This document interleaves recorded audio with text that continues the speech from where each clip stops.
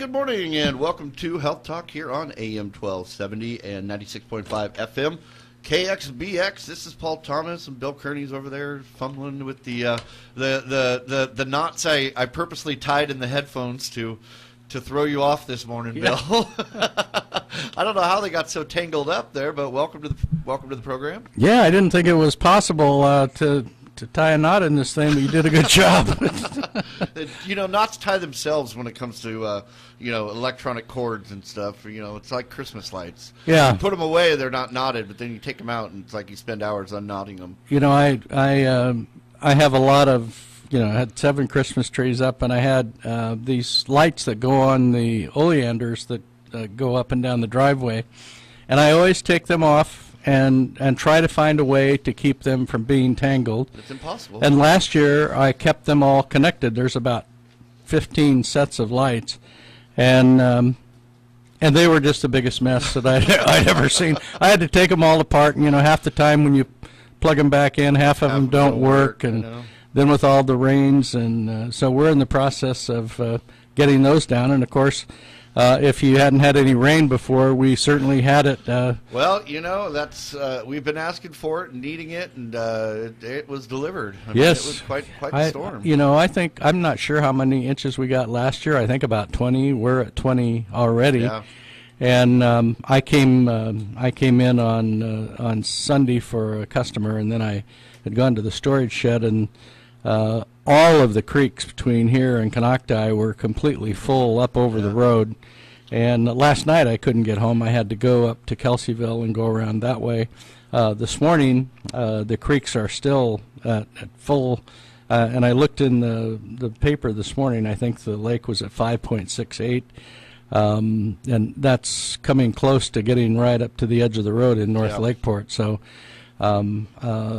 it's I want to remind everybody that we have free delivery to all these areas around Kelseyville, Lakeport, Upper Lake, Nice, Lucerne.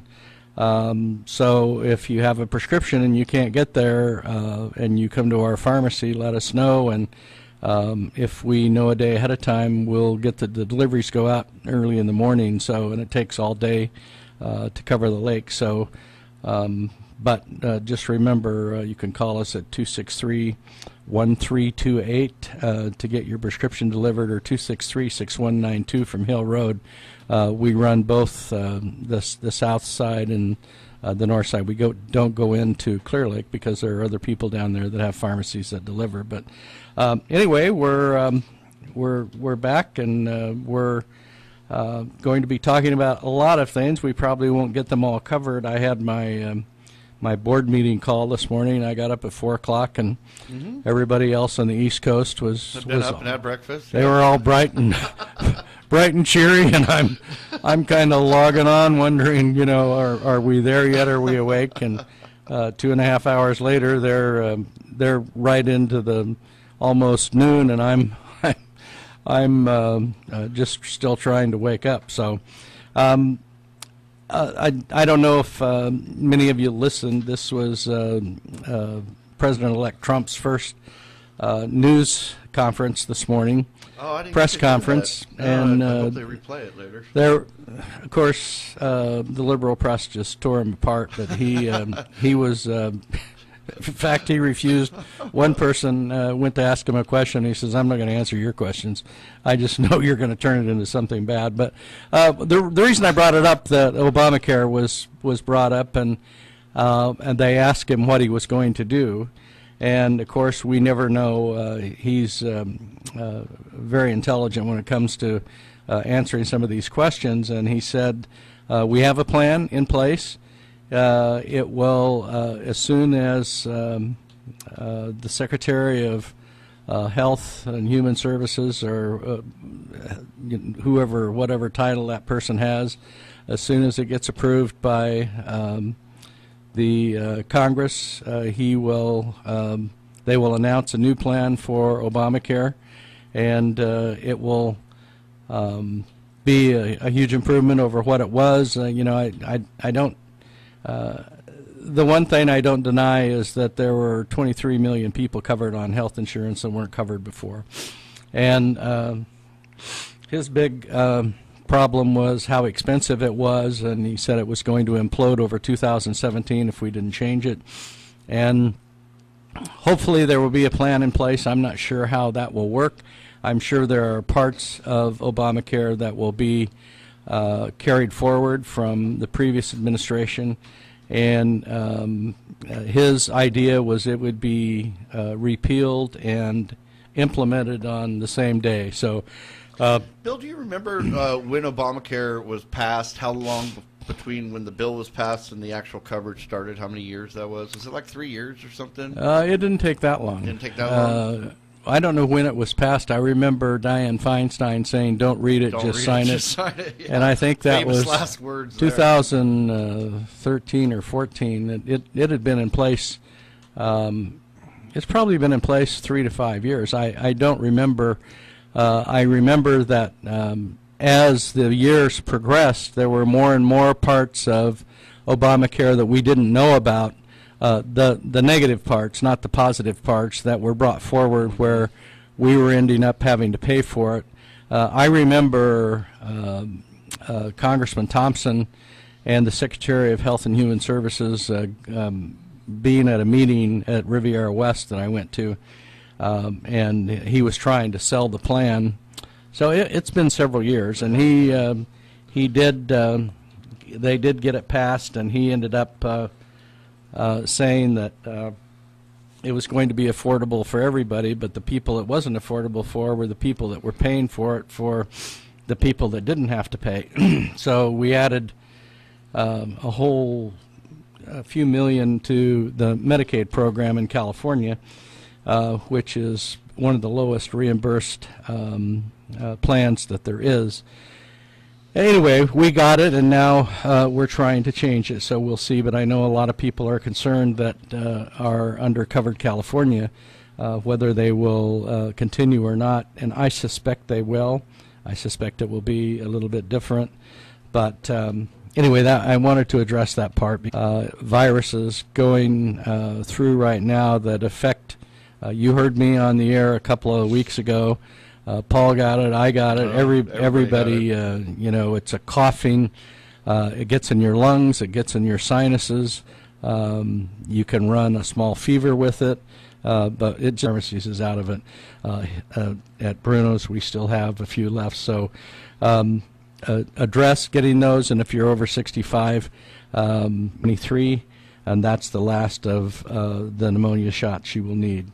So I've been accumulating some, I saw was migraines and weather changes, and one of the things that people who have pretty severe arthritis, which I'm one of them because of all my surgeries and everything, there was an article in Consumer Reports about migraine and weather changes, and one of the things that has come up is during a storm, are you able to feel those changes in the kinds of pains that you get, especially arthritic pains? And although this didn't address arthritis per se, it did address migraine headaches. And one of the triggers is a barometric pressure. When the low pressure comes in, a lot of people, that's a trigger to headaches for some people. And just why and how the actions of the weather may lead to migraine pain is uncertain. We don't know exactly how the weather, or for that matter, other triggers of migraines, because if you're a person who is a recipient of being able to get migraine headaches, which I'm not one of those, we don't know why those triggers are triggers, and why some people inhibitor for serotonin to make you feel better. And sometimes that makes blood vessels constrict. They also may affect the way that your brain perceives pain. So how some people perceive pain and how others do, we don't know. But barometric pressure changes, which is the weight of the air as it presses on objects, is perhaps the most frequently mentioned weather issue that's related to migraine pain. Other factors, though, have been the subject of some interesting research. If you've ever lived down in Southern California, and you get those high winds coming through the of winds blow. I was trying to get my pilot's license when I got back from Korea in 1968, and I was living in Denver, and I was one of our drug salesmen had his private airplane, a Mooney, and I was flying his airplane with him, and all of a sudden we started to lose altitude in a canyon, and these winds were coming in, and they were forcing the airplane down into the canyon. Me being, over in Asia for the last year, I had fear factors and pulling me into the canyon. Finally, he put the airplane into a dive to get enough vertical speed to pull it out of there and saved our life. So I don't fly anymore. No. Small airplanes are crazy. I don't know why. Well, fly them. I fly with people. Tom Lincoln's a client of Bicoastal Media, and Bill Bernetti that had Bruno's, and they have a twin engine Baron that I fly with them quite a bit.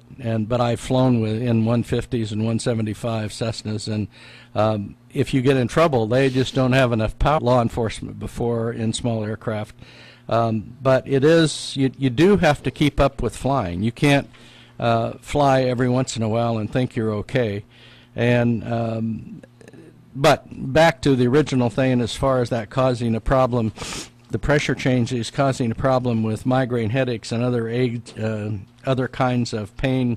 That is an extreme possibility. So if you're a migraine recipient and there's a low pressure system, that can certainly affect a trigger for your migraine headaches. I found another article that we have a lot of patients that have Parkinson's disease. And this kind of caught my eye because it happens in the brain, and that it's a neurodegenerative disorder marked by a slow but profound loss of motor function, which is the ability to use the motor nerves, and cognitive decline. People begin with mild tremors and then difficulty in walking, and progress over years to almost complete immobility, and sometimes dementia. And doctors and scientists build up in the first place. Genetic causes are thought to be the count of only a tiny percentage of those, but there's a new ecosystem of microorganisms called microbiome that naturally colonize in the human body, and that's 10 times as much DNA in the average human gut as there is in human DNA. So we're made up mostly of those microbes. And a growing collection of studies, including some done in humans, in the past year alone, 4 separate studies have found that the gut area of microbiomes of Parkinson's patients differ significantly from those of people without that disease. So that research doesn't make it clear whether those differences were a cause or merely a consequence of the illness, but those findings are really coming about and have led to a current study which they've tried to take a step further by teasing out the cause and effect. There were 3 different experiments, and they conducted them on mice that were genetically engineered to overproduce that protein that causes Parkinson's. Half of those mice had normal gut microbiomes, that is, their stomachs were churning with that kind of bacteria, and the other half were sterile and microbe-free. And the first normally produced by the gut bacteria. When given those molecules, the sterile mice began to exhibit those symptoms as well as the non-sterile group. And in the third experiment, they gave sterile mice the gut bacteria from other healthy humans or from human Parkinson's patients. And the ones that later developed symptoms, but the group was given the healthy bacteria, did not produce the symptoms. So taken together, that's to know that Parkinson's disease at this point is incurable. And drugs like L-Dopa, which most people use, they help manage the early symptoms, but as the symptoms progress, those drugs become less and less effective, meaning both the duration of time they're effective and the severity of the symptoms that they're effective with diminish considerably. But the medications that act on the brain are notoriously difficult to develop because they have to cross the blood-brain barrier to work, and that becomes a huge problem with different people. If the hypothesis is correct, if Parkinson's patients have certain bacteria in their guts that cause the disease or lack certain bacteria that can prevent it, scientists may be able to develop treatments that actually work on the gut instead of the brain. Probiotic-like pills that manipulate the intestinal flora. When you take a probiotic, that's good bacteria that we put in to fight the bad bacteria. To be clear, not to get your hopes up, those therapies are a long way off. And before scientists can prescribe specific bacteria as a treatment, they will have to do two things. They'll have to prove that the cause and effect relationship that we just talked about, that found holes in humans and not just mice. We know it was very effective in mice, but will it be in humans? And figure out which of the 1,000 or so bacterial species in the average human gut that cause the problem. I hope not, but in the meantime, people with Parkinson's or other diseases should be extremely leery of alternative therapies promising to treat those symptoms or reverse disease progression by acting on, and I'm just talking about this, on the bacteria in the gut. Our understanding is that's made exciting leaps forward in recent years, and most scientists agree that much more work is needed before that can be translated into something that will work for our human patients. But the reality hasn't stopped the hype. The microbiome has already sprouted into a multi-million-dollar industry, and critics say that a big chunk of that industry is little more than snake oil, meaning people that get Parkinson's or people that even have a genome to get Parkinson's will do almost anything. It's like cancer. If westernized medicine doesn't work, you try something else. And if that doesn't work, you try something else. And it's like therapies on back problems and back pain that can't be treated. People will do almost anything to try to do it. So fecal transplants for Parkinson's, autism, and other brain disorders, probiotic pills to improve digestion, and the microbiome manipulations to cure depression, and one of the most unprofessional, unethical things there is to do. Before we take a break, this is just a short thing, but I thought it got my attention too. This was in the Medical Daily that came out 2 days ago, and the headlines were, "Do most people get cancer?" And it kind of piqued my interest, and I wondered what they were talking about. And it started out by saying, look at your family, friends, and acquaintances. If it seems like most people get cancer at some point, that's right. But here's what science says. This is how it works. Cancer is a failure of your biological mechanisms, the mechanisms within your body that govern the life cycle of cells.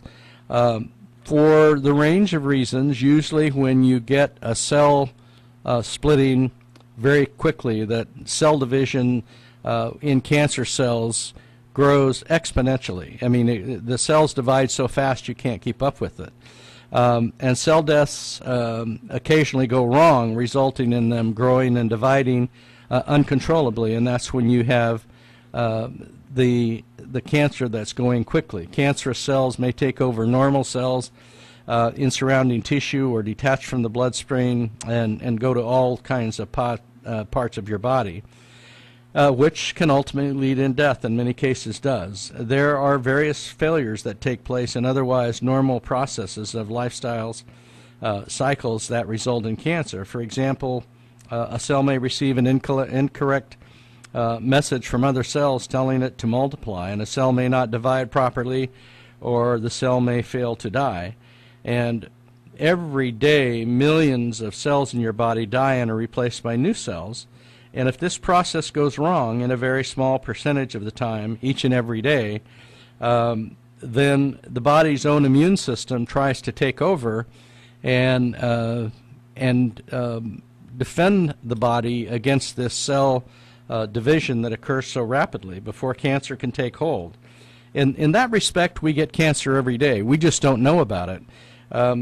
But it's nothing to worry about because our bodies are fighting it off. And that's why when people are taking chemotherapy, I had a patient yesterday that wasn't doing well. They had to quit the chemotherapy because it made them too ill and they were getting infections. And the patient felt so much better when they were taking chemotherapy as far as the other side effects of the cancer went. So, and if you've heard me talk about cancer cells before, cancer cells are amazing for the reasons they grow. They can act, and then the immunotherapy won't be effective. So when that happens, cancer cells may take hold, resulting in a form of cancer disease. So just to clarify, everybody gets a cancerous disease, but everybody gets cancerous for what are referred to as precancerous damaged cells, and many people die from many other causes. When I first got colon cancer, 2 or 3 of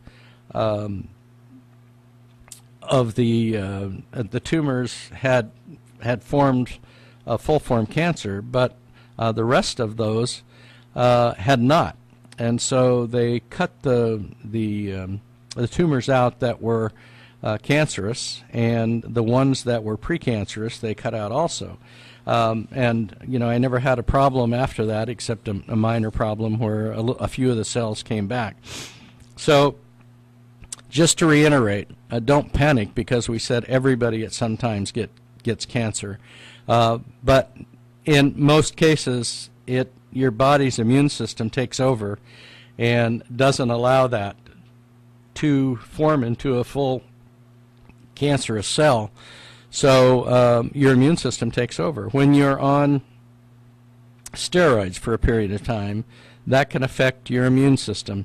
If a lot of people with respiratory diseases are taking steroids to keep the inflammation down in your lungs, they become more susceptible. People that are taking chemotherapy become more accessible to those. People who are taking live vaccines with more than one at a time become more susceptible for your immune system to not take over. So just remember, if your doctor tells you you're not supposed to be doing this, or you're not taking this, or your pharmacist says we're not going to give you this immunization right now, we're going to take a break, and when we come back we're going to talk about why blood pressure is rising worldwide and the new thing about giving your kids peanuts. Hi, I'm Bill Kearney from Northlake Medical Pharmacies, and recently I spent some time with some of the students in Mrs. Goodwin's 3rd grade class at Lakeport Elementary School to discuss the importance of taking vitamins. I asked the students, why is it important to take your vitamins, and here's what they had to say. They give us lots of energy. They help us learn. They're good for our bones.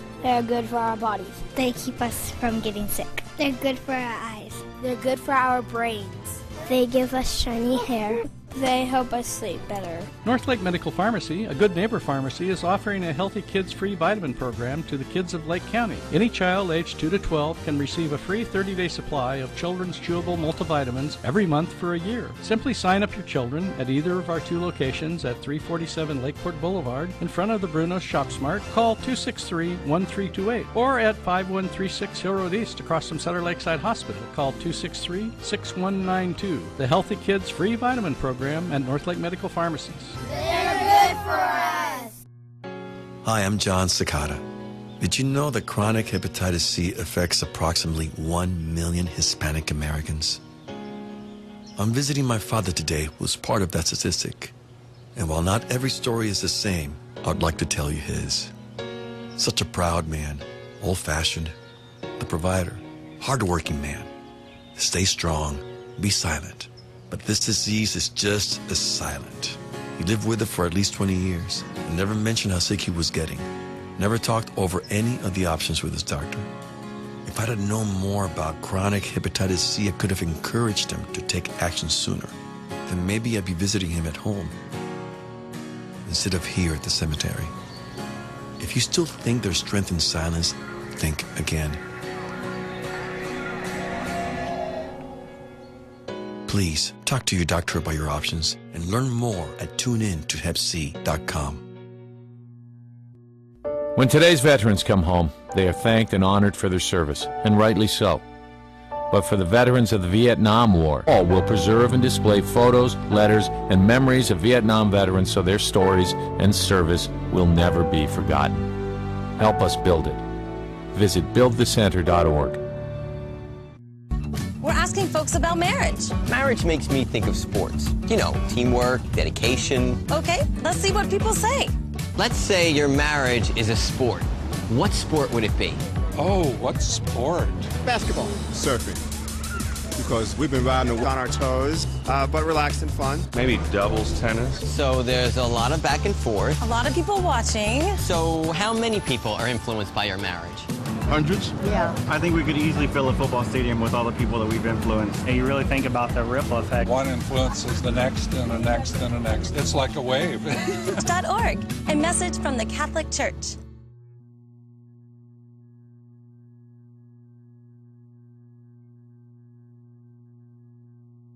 Okay, we're back. Well, we're back, and we are going from cancer to high blood pressure. And the reason we're going to talk about high blood pressure, and you'll see a lot more about the heart, because it's the #1 killer. One adult out of every 3 has high blood pressure, which increases the risk of heart disease and stroke.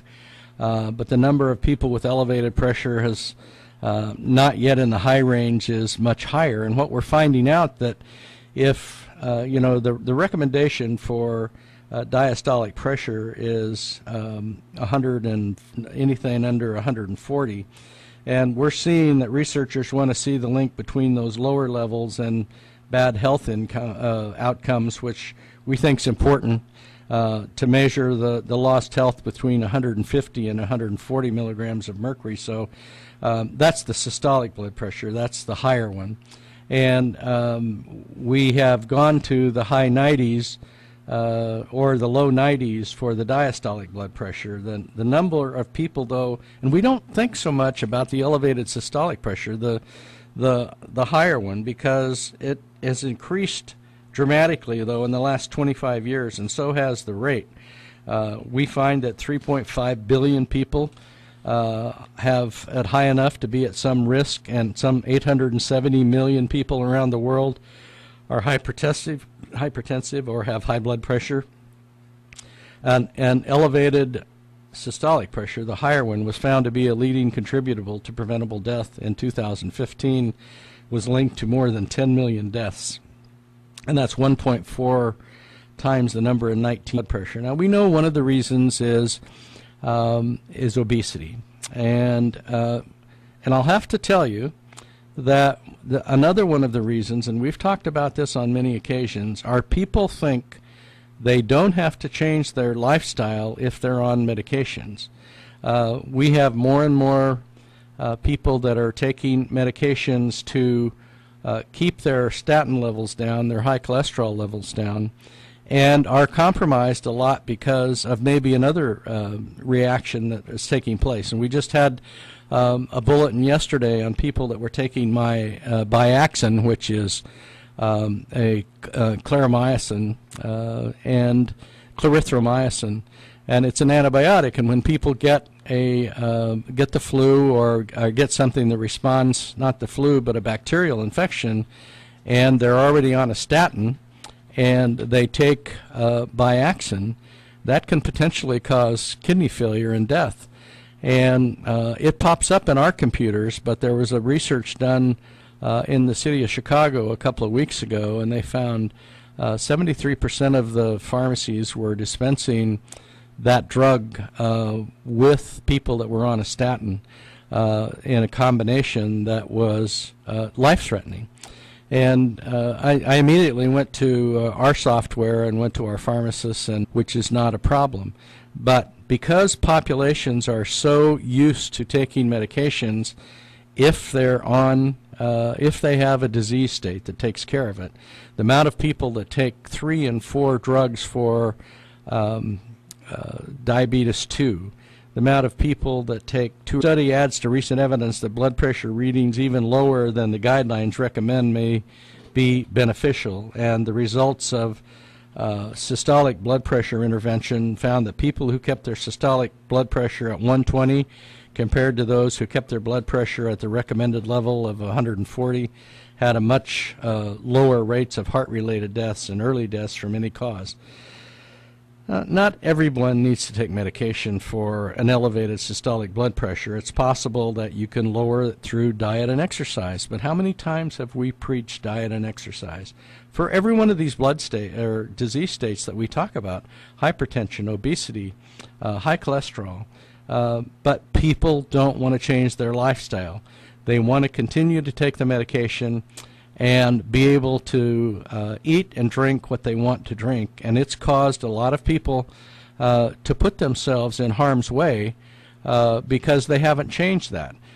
You can have diabetes and you can have hypertension and you can also be obese but not take anything for your obesity and continue to have an obesity problem and continue to have keep those levels maybe at a risk but not a critical risk, and the combination over a period of time to fill those blood vessels up full of plaques that causes the diameter of the blood vessel to get smaller, and when the diameter of the blood vessels gets smaller, the heart has to work harder to pump the blood through, hence you get high blood pressure.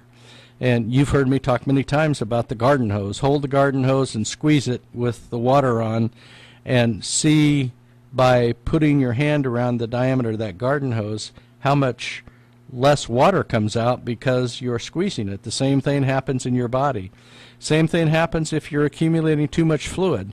The fluid around your heart and blood vessels require those to lessen in diameter because of the pressure against them.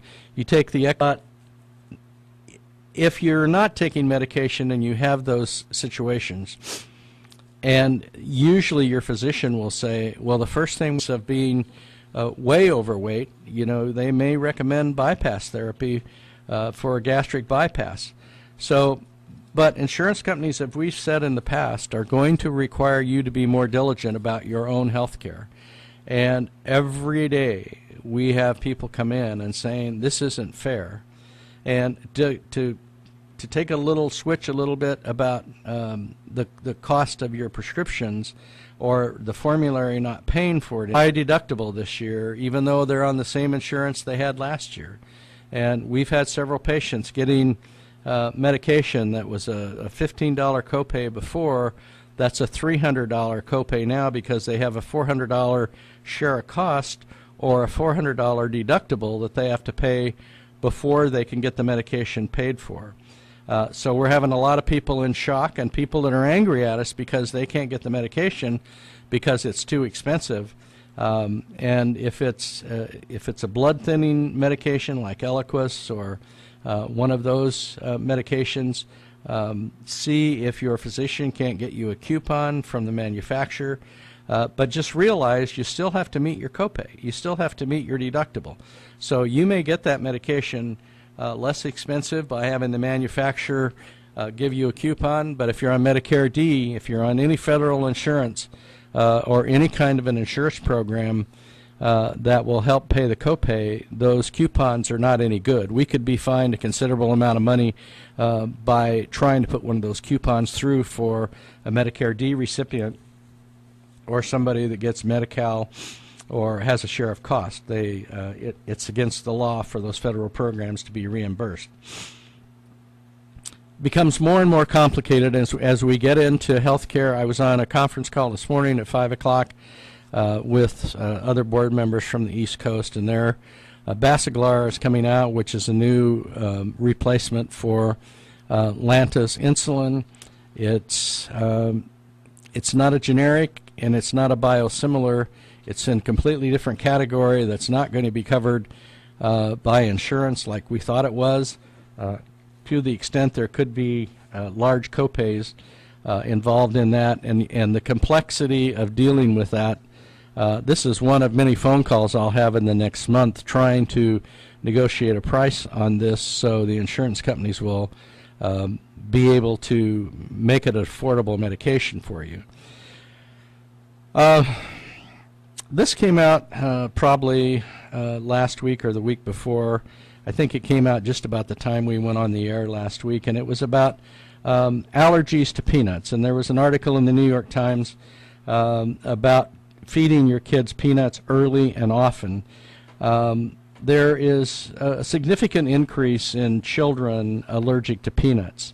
And what we thought in the past is that if you kept them off of peanuts, that you have a potential, despite those recommendations by the Annals of Allergy and Asthma and several other journals represent an about face from the advice given out by the American Academy of Pediatrics, which was as recently as the year 2000.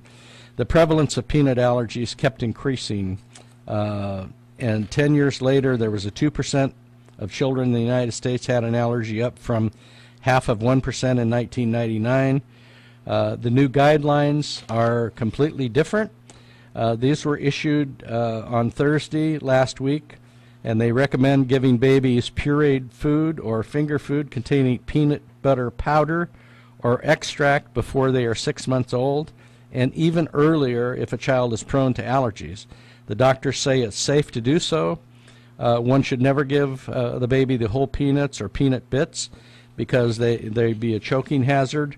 But if broadly implemented, the new guidelines have the potential to dramatically lower the number of children who develop one of the most common and lethal food allergies there is.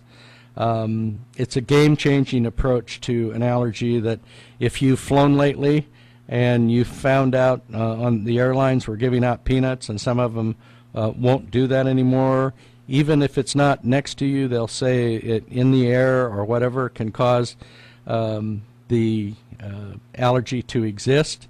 Could the new guidelines mark the end of peanut butter and jelly sandwich bans that used to be in every school? Allergies that are responsible for deaths from anaphylaxis or constriction of airways more than any other food allergy, although those deaths are extremely rare. Children who develop that peanut allergy do not outgrow it, which we always thought they would, especially by the time they turn 3, and instead we see the allergies are increasing. So the new guidelines grow out of several studies that were conducted in recent years challenging the advice to ban the peanuts in infancy. Long this has been a standard practice in the United Kingdom, Australia, and the United States. One of the main differences in the populations in London and Britain, the British children were 10 times as likely to have peanut allergies as Israeli children because that could not be explained by genetic background. But one of the main differences that was starting in infancy, the Israeli children ate foods containing peanuts, often in the form of Bamba, a popular peanut butter puffed corn snack that has the consistency of a cheese puff. I don't even know what it is, but it already sounds like I'd like it, you know. I was just thinking the same thing. I'm a peanut butter protein freak. I have a teaspoonful of peanut butter every morning because of the protein involved, and it's very filling.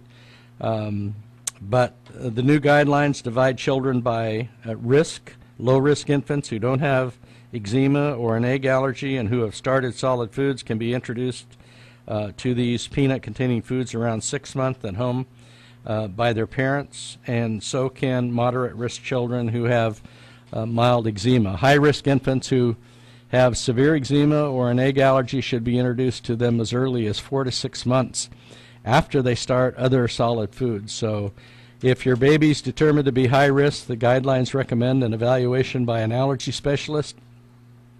And you know, they may order allergy testing and introduce a peanut food in the doctor's office. Even if allergy tests show sensitivity to peanuts, the baby isn't necessarily allergic and may benefit from eating peanut foods. A baby with a stronger reaction to the skin test may already be allergic, however, and the doctor may decide to recommend complete avoidance. So one way to do this is introduce your baby to peanuts safely is to mix a couple of teaspoonsful of smooth peanut butter with a couple of teaspoonsful of warm water and stir it until it has a smooth, soupy, or puree-like consistency. And the doctors recommend this. They were doing this research study at in the Southwestern Medical Center and Children's Medical Center in Dallas. Foods containing those peanuts should not be the first solid a baby eats. It's important to continue feeding the peanut-containing food regularly, aiming for 3 times a week through childhood.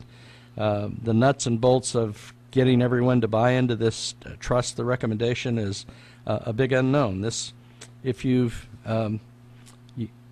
you've had a child, or if you're a grandparent and your children have had a child, you don't necessarily try everything that comes out that may or may not put your child at risk. This won't outright scenario. Every allergist across the United States could be seeing fewer cases of peanut allergy, and that's a good problem to have. So this came out. It was on every major network last week.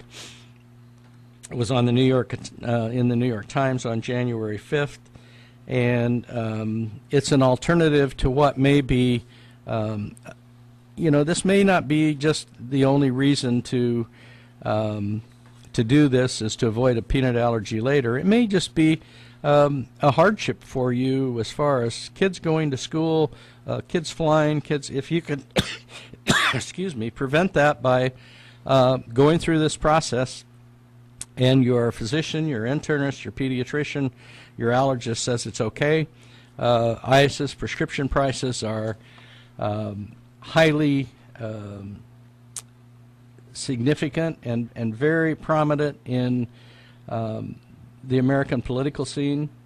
And the American Pharmacy Association and the California Pharmacy Association and the National Community Pharmacy Association are all interested. And if you've listened to any of our shows in the last month or 6 weeks about trying to get prescription prices down and how drug manufacturers may be reducing reducing the cost of drugs, but the pharmacy benefit managers like United Healthcare, the other two PBMs that are involved, and there's only Express Scripts is another one. Those are the two big ones. Yesterday, Senator Brown, who was a Democrat from Ohio, outlined a plan for Congress to lower the cost of prescription drugs. He led a group letter to President-elect Trump, which specified 5 steps and Trump can take to work with Congress to bring down prescription costs. They suggest permitting the Secretary of Health and Human Services to negotiate better prices for Medicare recipients. We've seen that already go into effect for veterans. Again, the generic is coming out at $300, still way, way higher than it should be. And now we're starting to get net pricing on those, taking those away from rebates from generic manufacturers and putting an end to this abusive price gouging, boosting innovation so more safe and effective drugs are available, and ensuring competition by supporting the entrance of generics into the marketplace. What happens with generics now, you know, the percentage used to be quite high in costs of drugs, and they're causing the generic pricing, even though it's higher than it used to be, percentage-wise, to be much less. When we used to dispense at least, used to buy at least 25% of our generics, dispense about 25%. Now the cost of the brand names are so much higher that that percentage is going down. That affects the rebates of the medications to the pharmacies.